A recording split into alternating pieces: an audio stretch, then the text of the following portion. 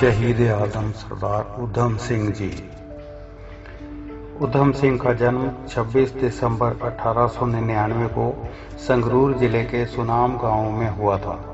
माता पिता ने इनका नाम शेर सिंह रखा था।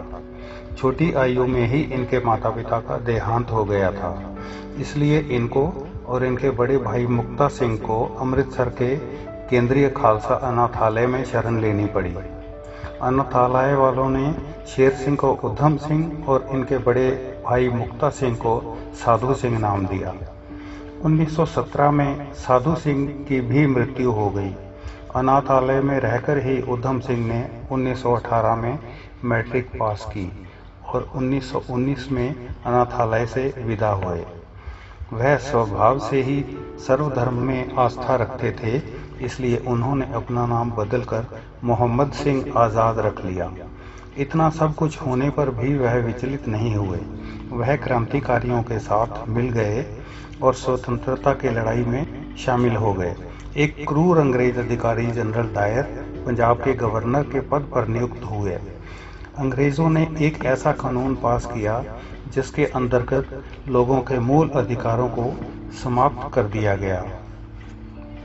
13 अप्रैल 1919 बैसाखी के दिन क्रांतिकारियों ने इसी कानून के विरोध में अमृतसर के जलियांवाला बाग में एक सभा का आयोजन किया।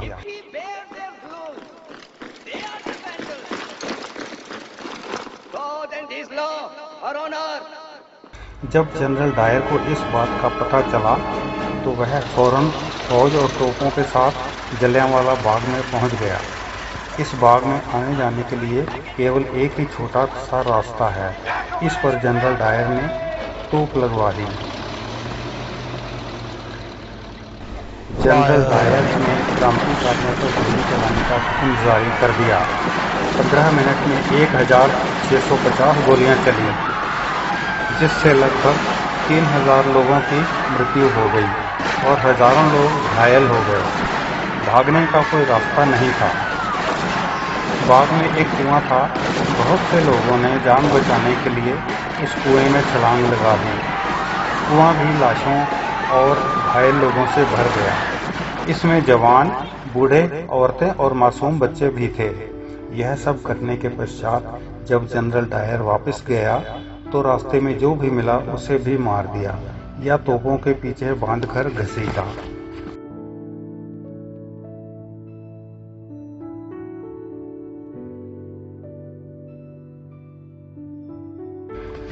यह सब देखकर उधम सिंह, जो कि वहां लोगों को पानी पिलाने की सेवा कर रहे थे, के दिल को बहुत बड़ा घात लगा।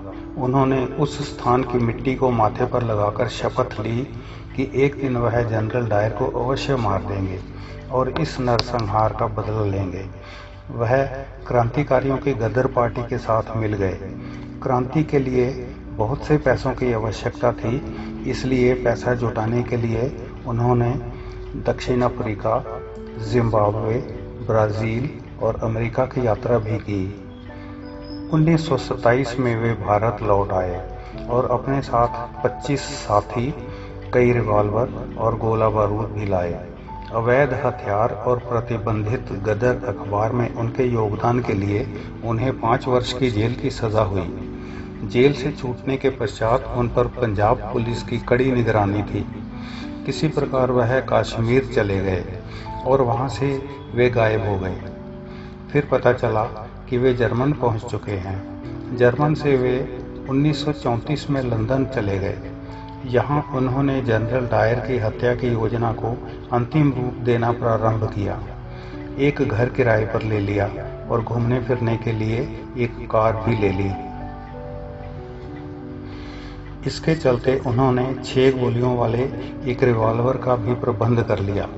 उधम सिंह को कहीं से जानकारी मिली कि 13 मार्च 1940 को लंदन के कैक्सटन हॉल में रॉयल सेंट्रल एशियन सोसाइटी की एक बैठक है और उसमें जनरल डायर भी भाग लेने वाले हैं। उधम सिंह ने एक किताब के पन्नों को काटकर उस खाली जगह में रिवॉल्वर को छुपा लिया और किताब को अपने ओवरकोट की जेब में छुपाकर समय से पहले ही कैक्सटन हॉल पहुंच गए और एक उचित स्थान पर बैठ गए।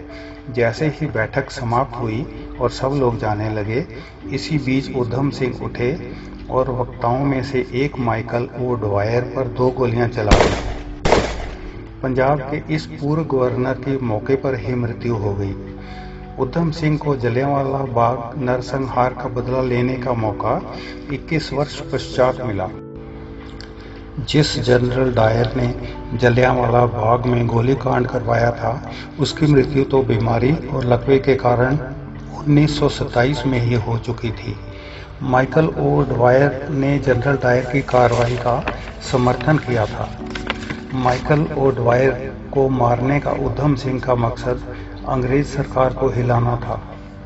उधम सिंह वहां से भागे नहीं, उन्हें गिरफ्तार कर लिया गया और उन पर ब्रिटेन में ही मुकदमा चला।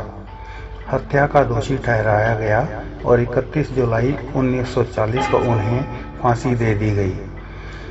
उधम सिंह के सम्मान में उत्तराखंड के एक जिले का नाम शहीद उधम सिंह नगर रखा गया है।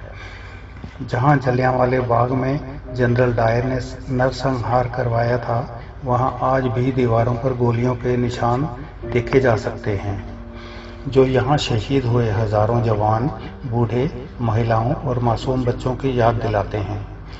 अमृतसर में जलियांवाला बाग में शहीदों के नाम पर सुंदर जलियांवाला बाग स्मारक बना है। देश विदेश से यहाँ पर्यटक आते हैं और यहाँ शहीद हुए हजारों लोगों को याद करते हैं।